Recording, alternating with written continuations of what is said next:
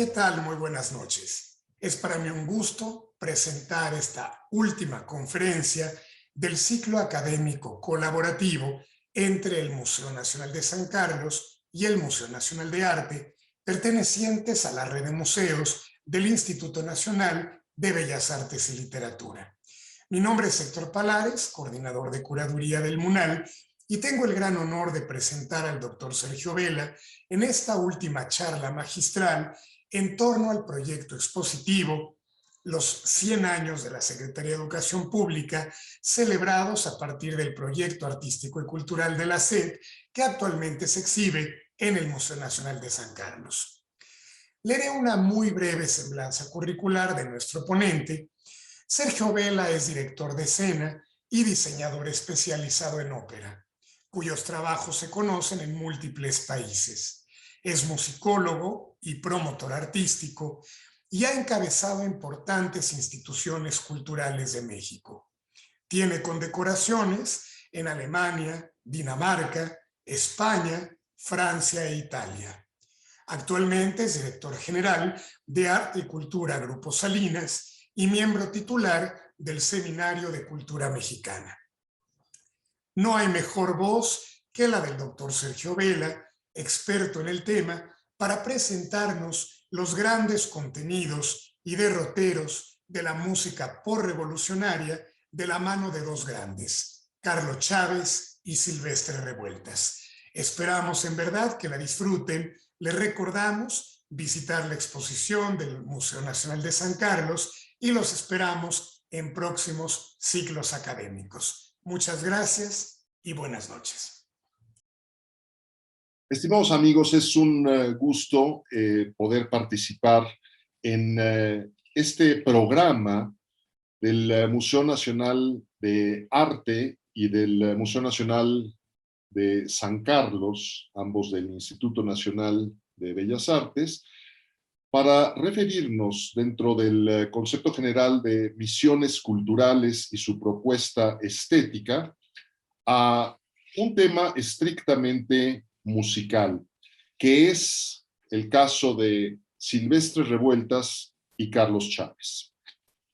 Quiero comenzar por agradecer, por supuesto, tanto a la dirección como a la coordinación de este programa, la dirección de ambos museos y la coordinación de este programa, y de manera muy particular a Héctor Palares por su gran generosidad al invitarme, y decir, bueno, que me complace muchísimo y me honra poder formar parte de esta serie que habrá presentado la Mesa del Caballete al Mural con Mariano Mesa y Héctor Palares y la moderación de Mireida Velázquez y la propuesta estética de las misiones culturales a cargo de Dafne Cruz. Así que hablar de la música postrevolucionaria y sus grandes referencias, particularmente Carlos Chávez y Silvestre Revueltas, en el concepto de las misiones culturales, es para mí sumamente satisfactorio por muchos motivos. En primer lugar, porque estoy absolutamente convencido que Chávez y Revueltas forman un binomio extraordinario en la historia de la cultura de México y del arte musical en términos mundiales. Estrictos contemporáneos, nacieron ambos en el año de 1899, Chávez el 13 de junio y Revueltas el 31 de diciembre, de ahí que se llame Silvestre, el día de San Silvestre. Tuvieron una proficua amistad, un vínculo personal, afectivo y profesional realmente notable. Y después, tristemente, un distanciamiento, básicamente por cuestiones políticas a las que aún de manera tangencial habré de referirme, y que dio pie, tras la temprana muerte de Silvestre Revueltas en el año de 1940, a la construcción de una suerte de leyenda negra de enemistad o incluso de boicot de parte de Carlos Chávez a Silvestre Revueltas, cosa que se ha desmentido y me parece que bien se ha dicho que no es posible optar por un músico a costa del otro. Tengo muy presente y consulto con relativa frecuencia un volumen que fue publicado a raíz de un coloquio internacional que se llevó a cabo en el año de 1999, justamente para conmemorar de manera conjunta los centenarios natalicios de ambos compositores. El volumen publicado en la colección Ríos y Raíces del entonces Consejo Nacional para la Cultura y las Artes fue preparado, editado por Yael Vitrán y Ricardo Miranda, queridos amigos, grandes musicólogos, figuras muy importantes de la reflexión musical mexicana. Y el título me parece que es elocuente: Diálogo de Resplandores. De eso se trata en buena medida cuando se habla de un binomio, de un par como Chávez y Revueltas, un auténtico diálogo de resplandores. Y voy a permitirme citar lo siguiente del prólogo de Diálogo de Resplandores, este volumen al que he hecho referencia. No hay que tomar partido por uno o por otro, se refiere por supuesto a Chávez y Revueltas, pues cada uno construyó un corpus de composiciones y escritos que hablan de un tiempo y de su particular genio. La suma de sus trayectorias personales, aún sin proponérselo, dialoga y argumenta entre sí con un resplandor imposible de imaginar. A Revueltas y a Chávez no puede juzgárseles como músicos aislados. La vocación social del primero, la vinculación institucional del segundo, obligan a mirarlos como fuerzas determinantes de la fisonomía cultural del México moderno. Si solo se elige escuchar una de sus voces, la imagen se distorsiona de inmediato. Creo que con esta cita del prólogo de Yael Vitrán y Ricardo Miranda a Diálogo de Resplandores, nos podemos contentar como premisa inicial.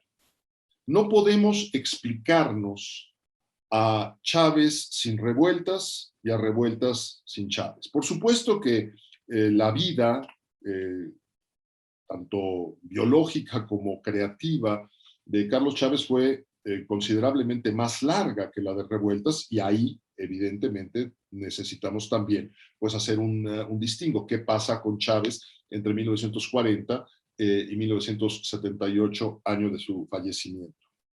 Pero creo que lo que resulta importante es que en ambos casos se advierte en los dos compositores que aproximadamente hacia finales de esa cuarta década del siglo XX, digamos hacia 1936, 37, 38, cuando había ocurrido ya el distanciamiento en la relación personal y profesional de ambos titanes de la composición en México, ambos compositores estaban optando por un camino distinto al que les dio un particular relieve en el México postrevolucionario. Esto quiere decir que tanto Chávez como Revueltas tuvieron una fase nacionalista en su estilo. Y el nacionalismo musical es un tema sobre el cual habré de abundar un poco a continuación. Baste decir, para concluir esta pequeña reflexión, que ambos compositores estaban transformando su propia estética para ir más allá del nacionalismo a una suerte de cosmopolitismo o universalismo con un franco diálogo con la realidad musical internacional. Ahora sí me voy a referir a las cuestiones del nacionalismo musical mexicano, y creo que conviene tener presente que no existe una escuela nacionalista francesa, italiana o alemana. Incluyo en la escuela alemana la vertiente austríaca, aunque podríamos hacer muchos matices. Digamos que es la escuela alemana meridional, porque ninguna de estas naciones, Francia, Alemania como entidad cultural amplia, e Italia, tuvieron que abrirse paso frente a tendencias musicales preponderantes. Digamos que el desarrollo de la música occidental se hallaba preponderantemente en manos de los artistas provenientes de las culturas francesa, germánica e italiana. No podemos explicarnos la historia de la música sin una serie de referencias a músicos provenientes de esas latitudes culturales. Sin embargo, en el transcurso del siglo XIX, en la medida en que los nacionalismos empezaron a aflorar con mayor vigor que antes, sobre todo porque tanto Italia como Alemania iban en pos de una unificación política, resulta que las culturas y las naciones que se hallaban en la periferia de la música francesa, de la música italiana o la música germana,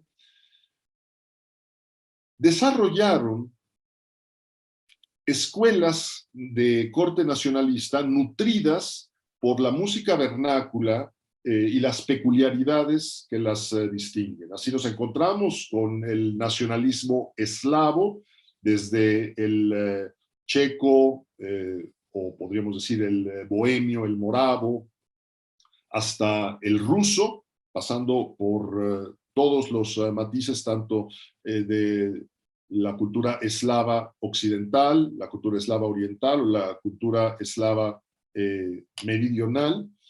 Nos encontramos con un nacionalismo escandinavo, nos encontramos con un nacionalismo británico, un nacionalismo musical español, un nacionalismo musical húngaro, que no son cronológicamente correspondientes con exactitud, pero digamos que hay una tendencia a afirmar una identidad cultural a través de utilización de instrumentos, de fórmulas melódicas, de armonías, mucho de ello proveniente justamente de la música vernácula o popular.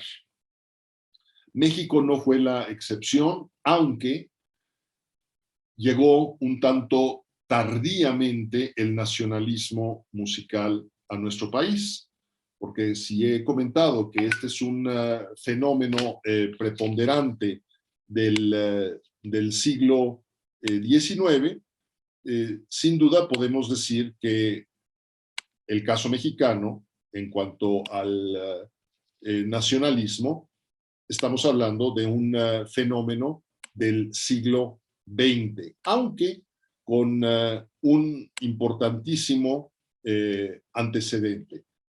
El antecedente tiene por nombre Manuel María Ponce. Ponce es una generación anterior. De alguna manera es la figura señera de la música mexicana antes de Carlos Chávez y Silvestre Revueltas. Sin embargo, la técnica musical de Manuel M. Ponce se halla profundamente arraigada en las tradiciones que prevalecían en el desarrollo musical mexicano del siglo XIX. Y creo que hay que tomar en cuenta que una nación cualquiera, y la mexicana no es una excepción al respecto, en el momento en que logra su emancipación política, suscita también una suerte de rechazo de lo que acaba de abandonar, de las ligas que acaba de abandonar. Dicho de otra forma, la música mexicana del siglo XIX se distingue por estar influida poderosamente por las tendencias en boga europeas provenientes de Italia, sobre todo en el terreno del arte lírica, la ópera, y de manera muy notable la escuela francesa. Es decir, Francia e Italia son los modelos musicales que sigue México durante buena parte del siglo XIX. Y grandes compositores mexicanos del México recién independizado, con gran calidad, corresponden estéticamente con los postulados, los principios, las sonoridades, los estilos de las escuelas italiana y francesa. No hay en el siglo XIX un sonido propiamente mexicano en la música de concierto, aunque por supuesto la música vernácula de México, por razón de su diversidad cultural característica, que además con la serie de influencias y sobreposición de culturas a lo largo de siglos enteros se fue acumulando, pues evidentemente esa música vernácula tiene elementos riquísimos. La música popular mexicana siempre ha sido música de una extraordinaria riqueza. Pero resulta entonces que México buscaba, por así decirlo, una suerte de identidad que lo distinguiera en el terreno musical de otras naciones hasta finales del siglo XIX. Se va en pos de ello. Manuel M. Ponce marchó a Europa, a Francia particularmente, donde estudió, donde perfeccionó su técnica y captó la tendencia nacionalista que prevalecía en la Europa de la Belle Époque, finisecular, de comienzos del siglo XX, y decidió poner en práctica, tanto en su música para piano, su música para guitarra, y también en la música orquestal, las enseñanzas y, digamos, los principios conceptuales de aludir aún indirectamente a las tradiciones musicales locales o nacionales.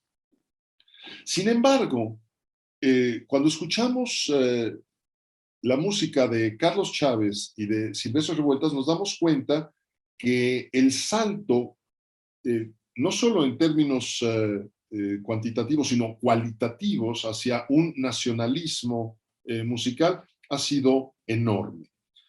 Y no podría ser de otra manera cuando ocurrió un movimiento social que transformó y convulsionó la sociedad mexicana y que se convirtió, por supuesto, en uno de los parteaguas históricos de nuestra propia cultura, que es la Revolución Mexicana.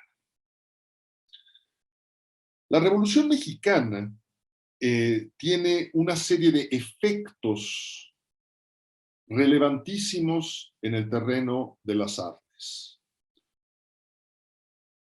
Y cuando llega a la Secretaría de Educación Pública, José Vasconcelos, en el año 1921, funda la Secretaría de Educación Pública para distinguir el concepto de educación del de instrucción, que era el que en un periodo de pensamiento positivista había prevalecido. La educación se entiende como un fenómeno civilizatorio muchísimo más complejo y más rico que la mera transmisión de información. Se trata de formar al individuo, de formar a la sociedad y de hacer un combate extraordinariamente vigoroso en contra de la ignorancia. Ciertamente, por primera ocasión, se busca que la educación, en un sentido amplio, casi a la manera alemana de Ausbildung, que quiere decir una formación integral, una verdadera construcción y de creación de una imagen idealizada del individuo y, por suma de individuos, de la sociedad, llegue ese concepto de educación a las clases más desprotegidas, a los grupos marginales, particularmente al campesinado. Las misiones culturales entre 1922 y 1927 resultan pues muy destacadas. Fue en el año de 1923 que se expidió un plan de misiones federales de educación e incluso, un poco más adelante, se estableció, cuando Vasconcelos ya no estaba al frente de la Secretaría de Educación Pública, una dirección de misiones culturales en la Secretaría de Educación Pública. Sin duda hay algo de impulso idealista en la actuación de José Vasconcelos. Proponer la edición masiva de títulos clásicos de la literatura universal, propiciar un ideal social que integra la raíz indígena tantas veces soslayada o preterida, aunque de facto este elemento cultural siempre ha estado presente, pero no se le daba la importancia y el reconocimiento como un ingrediente nutricio preponderante. Justamente con la Revolución Mexicana y después con la tarea de un individuo como José Vasconcelos, que no carece, por supuesto, de antecedentes. Hay que recordar el famoso Ateneo de la Juventud, con el que Vasconcelos estuvo en contacto, aunque no haya sido uno de sus representantes fundamentales. El grupo estaba ya constituido. Vasconcelos, decía, opta por una política ambiciosa en extensión territorial, en amplitud de miras, en hondura intelectual y también, por supuesto, de integración de una sociedad. Pocas veces ha habido en la historia de México un momento tan estimulante para el desarrollo de la creatividad como el periodo postrevolucionario. Tras la consolidación de la Revolución Mexicana, digamos a partir de la tercera década del siglo XX, pareciera haber una energía, casi diríamos volcánica, que hubiera estado latente y empieza una gigantesca erupción de productos creativos, de resultados, de frutos que corresponden no solamente con un ideal social integrador, sino también con conceptos de equidad, con conceptos de desarrollo del potencial humano, y esto inmediatamente suscitó la admiración, la atención e incluso diríamos la fascinación, el estupor de muchísimas naciones que vieron en México un modelo, si no necesariamente replicable, sí al menos admirable. Al menos. Es decir, este afán civilizatorio de las misiones culturales encuentra en Chávez y Revueltas dos grandes expositores, aunque no debemos suponer que la llegada de José Vasconcelos a la Secretaría de Educación Pública implicó que tuviera a su lado a Chávez y Revueltas como sus asesores, simple y sencillamente porque la extrema juventud de ambos no lo hubiera permitido. Ambos estaban en una etapa de formación. Es decir, cuando Vasconcelos llega a la Secretaría de Educación Pública, Chávez y Revueltas tienen 22 años de edad, o van a cumplir 22 años de edad. Sin embargo, las consecuencias de la actuación de Vasconcelos y del ideal de las misiones culturales se dejarán sentir en el transcurso del tiempo. Y es justamente en esa década, en esa misma década, pero a finales de la década, cuando Vasconcelos ya está en otra contienda, la contienda por la presidencia de la República, y con todos los sucesos que lo desengañaron o lo alejaron de la gestión política a partir de los años 30, la semilla de lo ideado por Vasconcelos seguirá fructificando. Es interesantísimo darnos cuenta cómo la personalidad de cada uno de estos dos compositores, Chávez y Revueltas, pareciera ser una suma de contradicciones y casi podríamos decir anverso y reverso de la medalla. Se ha dicho mucho que Silvestre Revueltas tenía una genial espontaneidad. Se le ha querido comparar incluso con un genio en bruto como Modest Mussorgsky. Es cierto que hay en el caso de Revueltas una preferencia por cierta rispidez totalmente voluntaria, que no es, sin embargo, asunto de una deficiencia técnica. Cuando examinamos con cuidado la biografía, la trayectoria de Revueltas, nos damos cuenta de su notable formación como músico, no solamente como compositor, sino como violinista.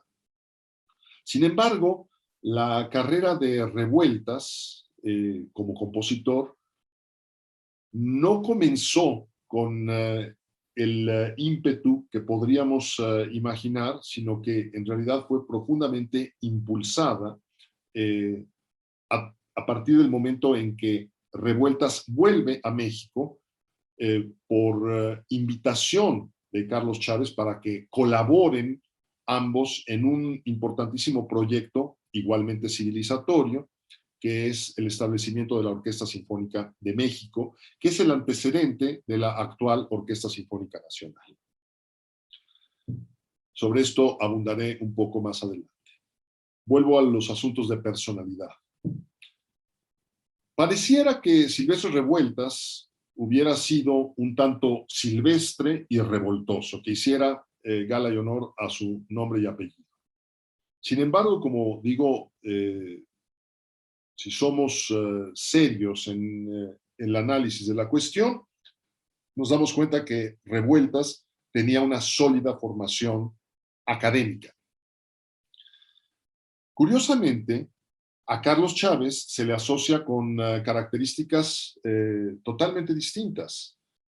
Una austeridad, una sobriedad total, una frialdad, un rigor intelectual frente al cual podemos quedar sorprendidos al enterarnos de que fue preponderantemente un autodidacta.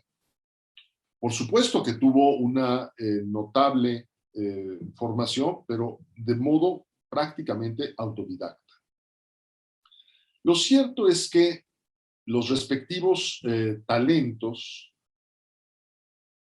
convergieron en un importantísimo periodo de la historia cultural mexicana, que da justamente como consecuencia pues, uno de los corpus creativos más significativos de todo el continente americano en el terreno musical.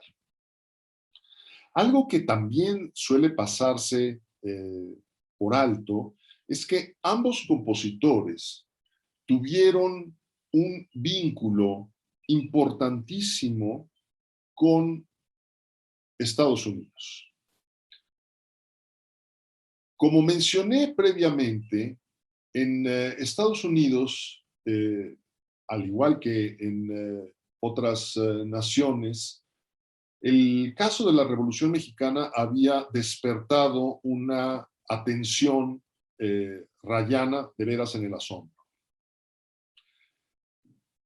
Y ambos compositores, en momentos distintos, actuaron en Estados Unidos y se desarrollaron en Estados Unidos, y ambos volvieron a México cargados de experiencias sumamente estimulantes.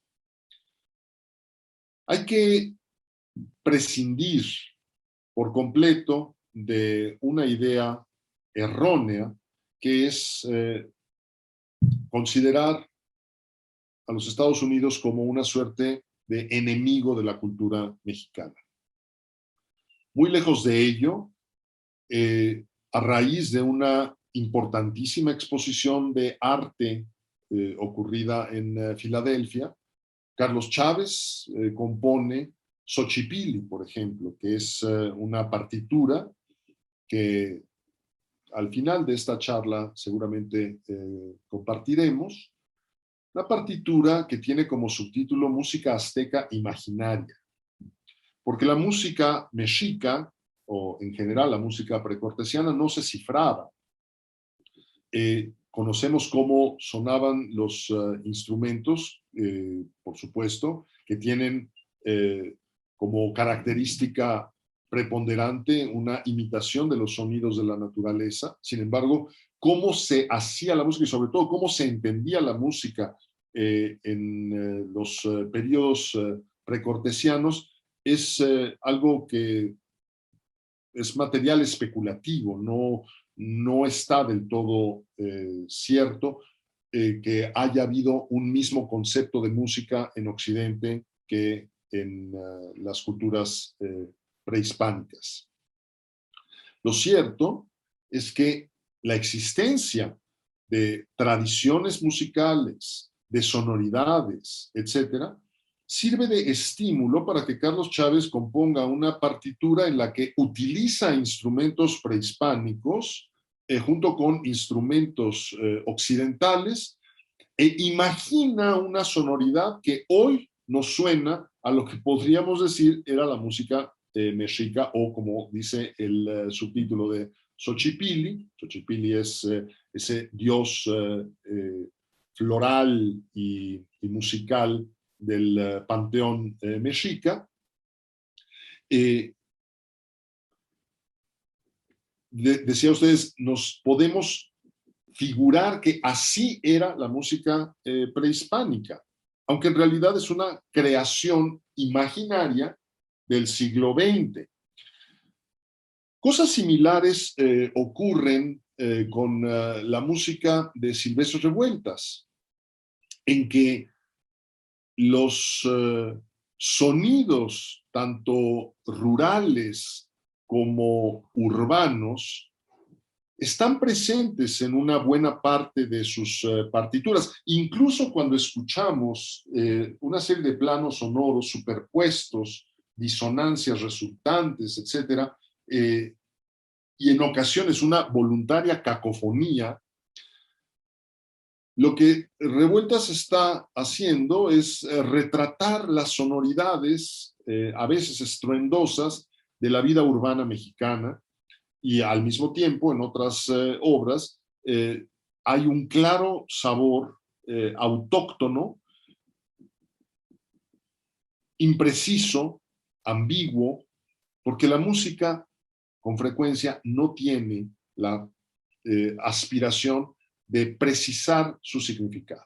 La música, en el fondo, solamente es explicable mediante la autorreferencia, salvo el caso, por supuesto, de la música que acompaña un fenómeno extramusical, o el caso, por ejemplo, de la música dramática o la música programática, que tiene un propósito de decir algo o describir algo preciso.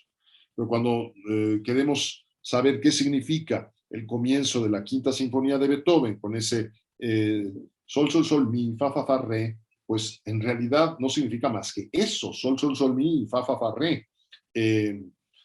Por supuesto que podemos hallar toda una construcción que va implicando una lucha y eventualmente un triunfo de una sonoridad, y a partir de ahí podemos comenzar a especular sobre un contenido extramusical, pero esto es asunto prácticamente de cada uno de los auditores.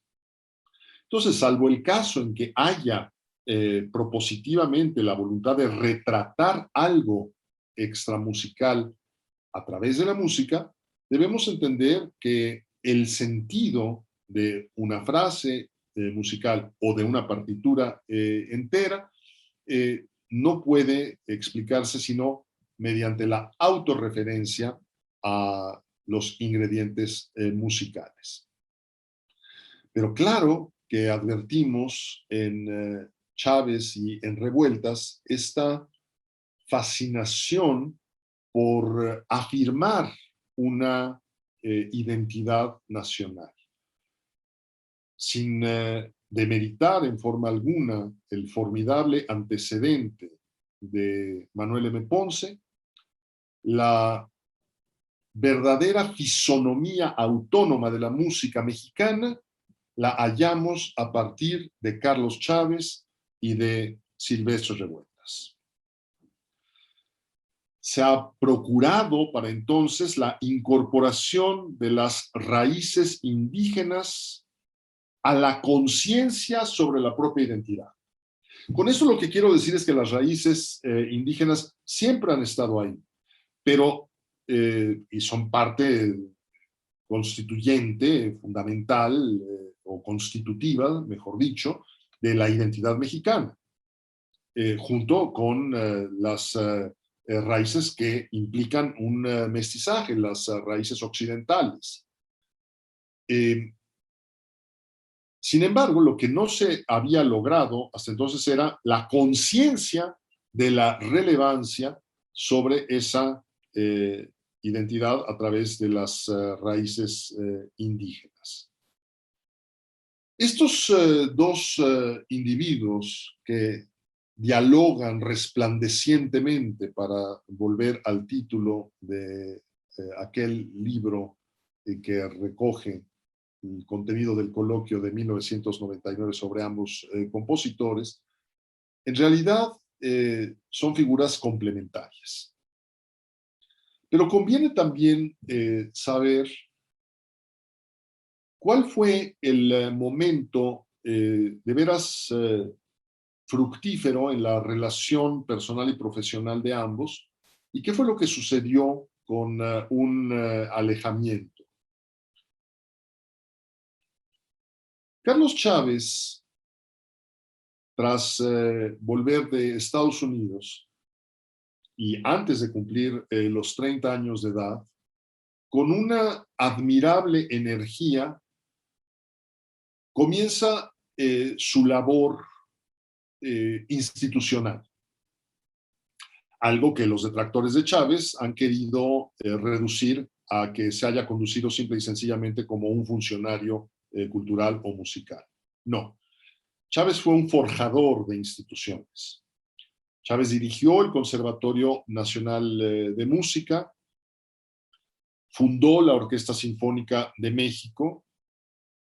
Hay importantes antecedentes de agrupaciones orquestales, pero la relevancia de la Orquesta Sinfónica de México es extraordinaria. En primer lugar, porque no se trató de una orquesta que se reuniera esporádicamente o por un periodo reducido para hacer conciertos, sino que con toda regularidad la Orquesta Sinfónica de México llevaba a cabo un programa con apoyo del sector público, pero con organización del sector privado. Es decir, era lo que podríamos llamar hoy en día una asociación civil con un patronato donde aparecían figuras e instituciones del sector público y se concitó un enorme entusiasmo para hacer música de concierto de manera regular y sistemática a partir de 1928. Y fue Carlos Chávez quien, como responsable de la Orquesta Sinfónica de México, como titular de la misma, llamó a su colega y estricto contemporáneo, Silvestre Revueltas, para que Revueltas volviera de Estados Unidos a México para encargarse de la subdirección de la orquesta. Y esto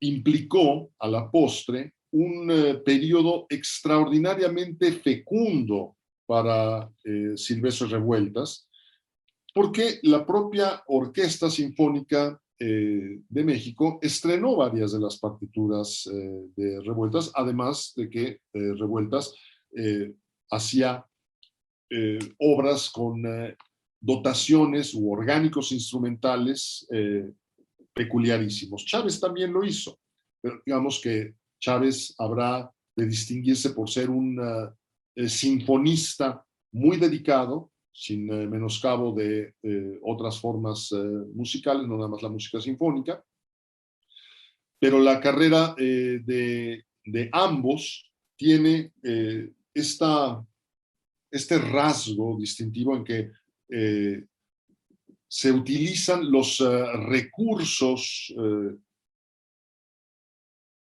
que requieren los compositores para poder decir lo que quieren decir. No se ciñen necesariamente a los orgánicos instrumentales tradicionales, y habrá un caso distintivo entre cada uno de ellos. Chávez será un compositor muy apegado a la utilización de las formas clásicas, y Revueltas tiende a la ruptura de la forma.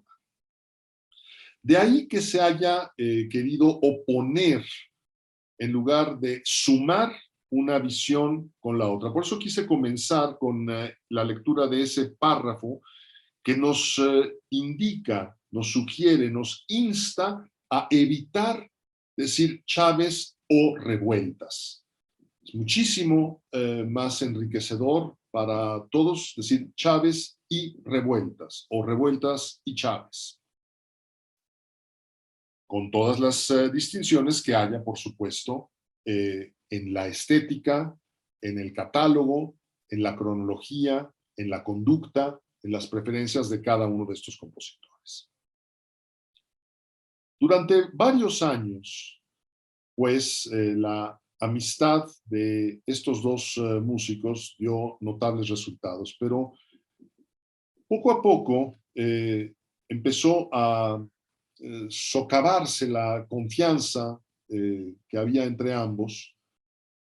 Por una parte, la capacidad de mando de Carlos Chávez y una serie de indisciplinas de Revueltas, cuya espontaneidad y cuya dependencia del alcohol causó terribles estragos en la forja de sus partituras, y en última instancia fue causa de su prematura muerte.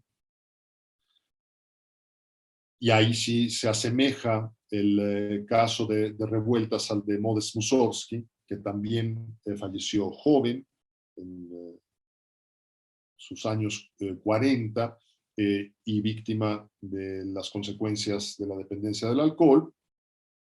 Pero lo cierto es que estos dos autores que colaboraron, que estuvieron cerca, se fueron distanciando, como decía, primero por el desgaste del trabajo cotidiano, donde las personalidades de cada uno de ellos contrastaban y seguramente chocaban.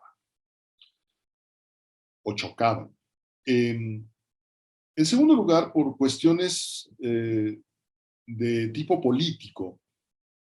Revueltas se entusiasmó, como tantos otros grandes artistas mexicanos, con la causa de la República Española, estuvo en la Guerra Civil Española, formó parte de la Liga de Escritores y Artistas Revolucionarios, de clara filiación comunista, la LEAR. Mientras que Chávez estaba construyendo las instituciones en México. Y hay dos puntos de quiebre en la relación de ambos. Uno es la partitura de Redes. Redes es una importantísima película de Paul Strand, para la cual Carlos Chávez habría de componer la banda sonora, la banda musical. El título original de Redes era Pescados, por cierto. Sin embargo, por cuestiones de tareas administrativas, Chávez no hizo la partitura y el encargo recayó en Silvestre Revueltas. Estamos hablando del año de 1935. Se ha aludido mucho a una suerte de pleito por causa de Redes. No, Redes muestra que lo que iba a hacer uno lo hizo otro. Y por supuesto que la partitura que hizo Silvestre Revueltas para Redes es extraordinariamente importante. En realidad, es el momento en que ocurre este cambio de plan de trabajo sobre la música de Redes y que pasa de Chávez a Revueltas, cuando la rispidez que había latente entre ambos compositores por causa de ese desgaste en la relación cotidiana de trabajo en torno a la Orquesta Sinfónica de México, llega a una ruptura con el establecimiento de una efímera Orquesta Sinfónica Nacional a cargo de Silvestre Revueltas como competencia o como organización rival, por decirlo así, de la Orquesta Sinfónica de México. Me parece importante que tengamos muy en claro que la Orquesta Sinfónica Nacional que dirigió Silvestre Revueltas no es la Orquesta Sinfónica Nacional que conocemos hoy. En cambio, la Orquesta Sinfónica Nacional que conocemos hoy es la heredera de la Orquesta Sinfónica de México, fundada por Carlos Chávez, de la cual Silvestre Revueltas fue subdirector durante un tiempo, hasta que hizo o se encargó de una orquesta que rivalizaría con la Orquesta Sinfónica de México y que tuvo durante un breve periodo el nombre de Orquesta Sinfónica Nacional. Quiero aclarar esto para que no haya lugar a dudas. Cuando Chávez, varios años después de fallecido Silvestre Revueltas, se convierte en el primer director general del Instituto Nacional de Bellas Artes al comienzo del periodo presidencial de Miguel Alemán, desde la campaña presidencial en el año 1946, Chávez había sido uno de los grandes asesores culturales del entonces candidato, y al comienzo de la administración del presidente alemán se crea mediante una ley el Instituto Nacional de Bellas Artes, que viene a sumarse al otro gran instituto nacional, el de Antropología e Historia, establecido en la época de Lázaro Cárdenas. Chávez, digo, se convierte pues en el primer director del Instituto Nacional de Bellas Artes y transforma la Orquesta Sinfónica de México, que como decía era una organización privada, en una organización pública, en una corporación pública, en una institución, con el nombre de Orquesta Sinfónica Nacional. Se abandona el nombre de la Orquesta Sinfónica de México, que era, como decía, esa asociación civil con patrocinio público también, y se opta por el de Sinfónica Nacional. Pero para entonces Chávez habrá de dedicar su energía cotidiana al Instituto Nacional de Bellas Artes, y tras dejar la dirección del instituto al cabo del sexenio de Miguel Alemán, volverá a sus tareas preponderantes como compositor, como director de orquesta. Para entonces, por supuesto, Silvestre Revueltas tendrá más de una década de haber dejado este mundo. Una figura en la que ambos también convergen es Aaron Copland, contemporáneo de ambos. Aaron Copland es uno de los más importantes compositores de Estados Unidos del siglo XX y fue una amistad de toda la vida para Carlos Chávez y también para Silvestre Revueltas, aunque fue más cercano a Chávez. Varias obras de Chávez fueron estrenadas en Estados Unidos, varias obras de Copland fueron estrenadas en México. Y claro, una de las partituras más conocidas de Copland es precisamente El Salón México, donde las sonoridades populares, vernáculas del famoso salón de baile son reflejadas admirablemente en una partitura de una notable modernidad. Lo que quiero subrayar ahora es que en la música de Chávez y de Revueltas hay algo que hallamos como distintivamente mexicano. Por supuesto que hay frases musicales que tienen un arraigo popular, pero hay algo más. No es simple y sencillamente la utilización de melodías o de ritmos, sino algo más complejo e incluso más inasible. Una conciencia de que se está haciendo música con un sentido totalmente distinto y con una identidad muy marcada, propia, que no se puede confundir. Cuando escuchamos la música de Chávez y Revueltas, aún sin tener el referente de tal o cual origen vernáculo o popular, inmediatamente percibimos que hay un sonido, llamémosle, mexicano o nacionalista mexicano. Esto corresponde también, claro, con un periodo en que la afirmación del resultado de la revolución, una sociedad que vuelve a la paz cotidiana y que empieza a construir y a desarrollar un amplísimo programa en todos los órdenes, económicos, sociales, culturales, etcétera. Ustedes esta manera de entender el nacionalismo empieza a dar pronto de sí. Y podríamos preguntarnos por qué la fase nacionalista de la música mexicana es relativamente breve frente a otras escuelas nacionalistas. A mi juicio, la respuesta la debemos hallar en lo tardío del nacionalismo musical mexicano. Es casi extemporáneos. Como dije antes, si el nacionalismo musical europeo comenzó en el siglo XIX, el mexicano comenzó en el siglo XX. Y para entonces la comunicación del México que emerge a la modernidad con el resto del mundo es muchísimo más dinámica que la que había en el siglo XIX. Hay muchísimo más intercambio. Hay medios de comunicación, desde el telégrafo, el teléfono, los viajes transatlánticos y pronto los viajes aéreos, etcétera, que van acelerando el intercambio con Europa.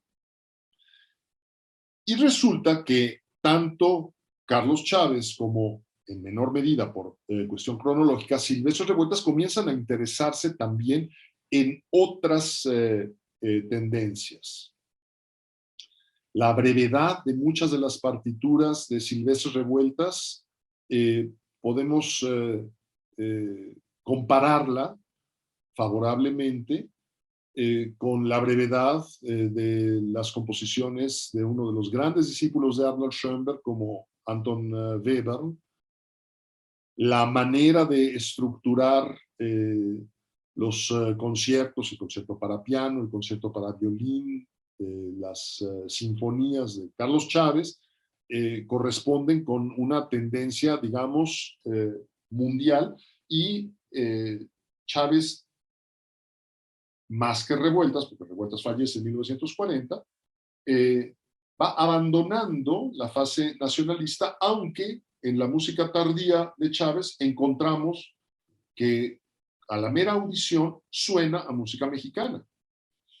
Cuando Revueltas está componiendo una de sus últimas partituras, Sensemayá, nos encontramos con que no es música nutrida directamente por un sabor mexicano, sino más bien con un eco afrocaribeño, aunque tiene una dimensión profundamente internacional que casi podríamos decir que la acerca al expresionismo musical que había estado vigente en Europa. Con todo esto, lo que quiero decir a ustedes, y quiero subrayar para referirnos como una suerte de corolario al tema de las misiones culturales y la propuesta estética, es que sin duda en ambos compositores, en Chávez y en Revueltas, nos hallamos con esta intención totalmente explícita de hacer música que resulte elocuente para el público como música genuinamente mexicana. Las raíces tradicionales, pero también, como he mencionado, este espíritu de toda una época que es inequívocamente mexicano, la Revolución Mexicana. Sin duda, el siglo XX, y en su primera etapa, de manera muy marcada, al final de la Gran Guerra, la República de Weimar, poco antes el establecimiento del régimen soviético, y antes incluso la Revolución Mexicana como primer gran movimiento social del mundo del siglo XX, marcan señales inequívocas de identidad, y la Revolución Mexicana tiene frutos musicales de los cuales, por supuesto, Chávez y Revueltas son dos de los principales expositores, y a partir de ahí seguirá toda una escuela nacionalista, el famoso grupo de los cuatro, donde estará Blas Galindo, donde estará Ayala, donde estará Sandy, José Pablo Moncayo, y todos estos compositores que habrán de formar parte de una escuela nacionalista, pero para entonces también recordemos, Revueltas habrá fallecido y Chávez estará en una evolución mucho más pendiente al cosmopolitismo, sin abandonar, como decía, las raíces netamente mexicanas que lo caracterizan. Algo que me parece significativo es que ambos compositores escribieron música coreográfica, y destacaron notablemente en la música coreográfica. Y sin embargo, el terreno de la ópera fue totalmente ajeno a Silvestre Revueltas, y en el caso de Carlos Chávez, que escribió la que es a mi juicio la más notable ópera mexicana hasta nuestros tiempos, se llama The Visitors, Los Visitantes, con libreto en inglés de Chester Kallman. Es una partitura relativamente tardía, compuesta en los años 50 y estrenada cuando Chávez contaba prácticamente 58 años. Y podríamos preguntarnos por qué. ¿Por qué los compositores de la Escuela Nacionalista Mexicana o no incursionaron en la ópera o lo hicieron solo de manera esporádica? Bueno, porque la ópera representaba un poco el modelo cultural que quedaba atrás, el modelo cultural de las compañías italianas y francesas itinerantes, y se iba en pos de algo que tuviera mucho más contacto popular. La danza, justamente por este ingrediente tradicional o vernáculo, era muchísimo más elocuente y mucho más apoyada institucionalmente, públicamente. No existía un apoyo directo público a la ópera, sino hasta que Chávez comenzó a dirigir el Instituto Nacional de Bellas Artes.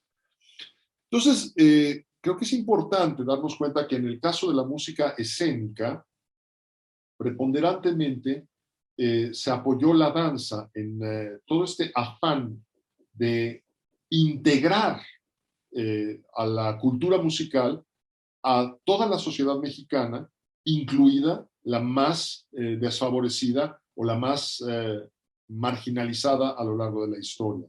Es decir, el México rural, el México indígena, el México menesteroso. En última instancia, creo que estamos frente a uno de los capítulos más ricos y admirables de nuestra historia artística. Me parece que ambos compositores, al cabo de las décadas, forman de nuevo el binomio que se integró para que colaboraran de modo tan relevante a comienzos de los esfuerzos de la Orquesta Sinfónica de México, finales de la década de los 20, y cualquier idea de que la rivalidad haya prevalecido debe desecharse. Ni hubo una genuina rivalidad, ni hubo una suerte de destrucción de uno sobre otro. Más se le ha atribuido a Chávez contra Revueltas que Revueltas contra Chávez. Sin embargo, me parece que las distancias empezaban a acortarse y volvían a acercarse a ambos compositores, como bien ha contado José Antonio Alcaraz en más de una ocasión, cuando Revueltas falleció. Ese reencuentro final y esa vuelta a la colaboración no pudo ocurrir porque Revueltas murió con 40 años de edad.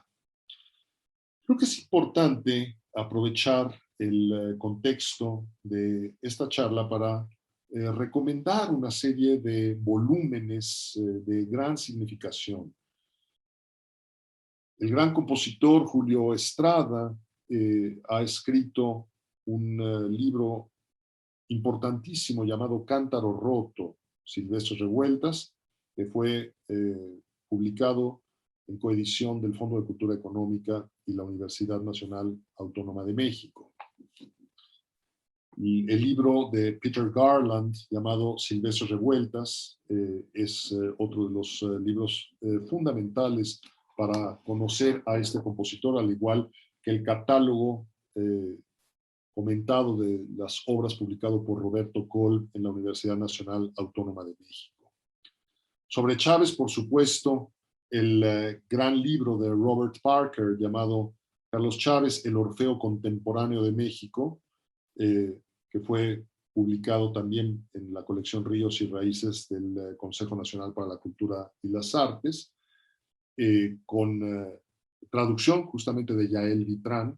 El libro no se encontraba disponible en español sino hasta hace unos 20 años. El volumen llamado Carlos Chávez, un constante renacer, de José Antonio Alcaraz, publicado por el CENIDIM y el Instituto Nacional de Bellas Artes, y como mencioné previamente, como